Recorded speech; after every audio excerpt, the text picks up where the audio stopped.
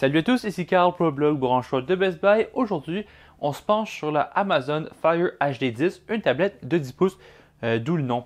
C'est une tablette vraiment en entrée de gamme qui va viser vraiment le contenu multimédia. Donc, on a un Android qui est modifié vraiment pour avoir un accent sur vraiment les jeux vidéo, sur le contenu, donc musique, vidéo, film. Puis, c'est pas mal ça. On vise vraiment l'entrée de gamme. Cette tablette-là, vraiment, est accessible à plusieurs. Puis, on va se pencher sur ce produit-là. Dans la boîte, on retrouve simplement la tablette, un câble micro USB et un chargeur. La tablette en elle-même, très très simple, en plastique, Amazon au dos, relativement solide, durable selon moi, pour son prix du moins. Caméra à l'arrière, vraiment de base 2 mégapixels.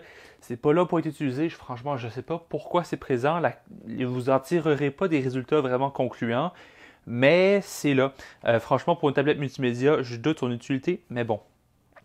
Autrement, comme je disais, on retrouve Android dessus, où vous allez un peu reconnaître l'interface, mais vous voyez que c'est bel et bien modifié par Amazon pour du contenu. Les applications sont moins accessibles, on n'a pas accès aux applications de Google, c'est possible d'y avoir accès via des modifications, mais c'est pas là de base, malheureusement. C'est vraiment conçu pour les applications Amazon, donc on parle de Amazon Prime Video, on parle de Amazon Music, on parle de, bref, tout l'écosystème Amazon, incluant les Fire Stick TV par exemple. Franchement, je trouve un peu le côté software, donc logiciel décevant, on est vraiment limité. Mais ça n'empêche pas que si vous êtes déjà dans l'écosystème Amazon, vous n'aurez pas de problème.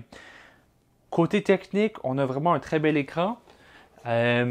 L'écran ferait une grosse partie de la tablette. Ça reste qu'on a des bonnes grosses bordures, mais la résolution est très belle, 1920 par 1200. Donc vraiment, quelque chose de très satisfaisant. On ne peut pas vraiment distinguer les pixels. Donc très bien à ce niveau-là. Le contraste est élevé, la luminosité est bonne. Pour écouter du contenu, aucun problème. Autrement, sur le côté du haut, on voit le bouton d'alimentation, les boutons de volume, le port micro USB et le port audio. Sur le bas, en fait sur le côté gauche plutôt, qu'on va retrouver sur le bas quand on dit sur la tablette, on va voir les deux haut-parleurs qui sont d'ailleurs très très bons. On ne croirait pas que ce serait une tablette juste à l'écouter, une tablette plutôt en entrée gamme juste à l'écouter. Franchement, le son est riche, assez puissant, il n'est pas étouffé, c'est une très bonne chose. Le son est stéréo aussi, venant des deux haut-parleurs.